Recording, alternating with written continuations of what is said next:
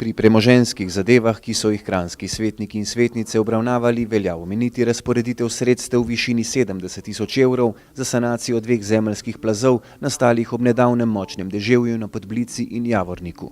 Tukaj moram pohvaliti tudi ekipo občine, še posebej gospoda Govekarja, ker so bile vse zadeve res narejene ekspresno. Že naslednji dan sta bili na terenu tako komunala kot tudi geodetski strokovnjaki in prejšnjo soboto je bil zadnji. Praktično v enem tednu se zadeve že sanirajo, zagotovljena so tudi sredstva za dokončno sanacijo.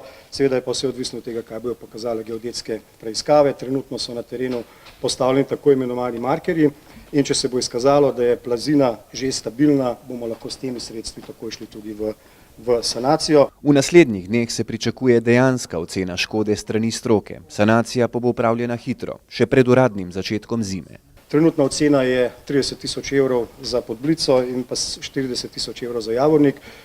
So pa zadeve zelo še odprte. Videli bomo, ko se bo začelo sanirati, kaj to pomeni.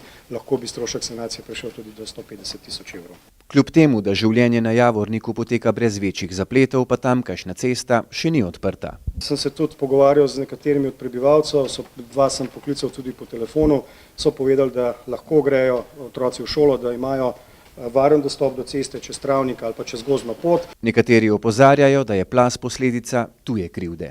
Predstavniki krajevne skupnosti so povedali, predsednik krajevne skupnosti so ji povedal, da je tukaj že dalj časa en gospod spodkopava to zemljino, 15 let na roke z namenom urediti neke ravne površine, parcele, da so bili sproženi proti njemu že praktično vsi možni inšpekcijski postopki, torej pri državni inšpekciji, da ni bilo reakcije.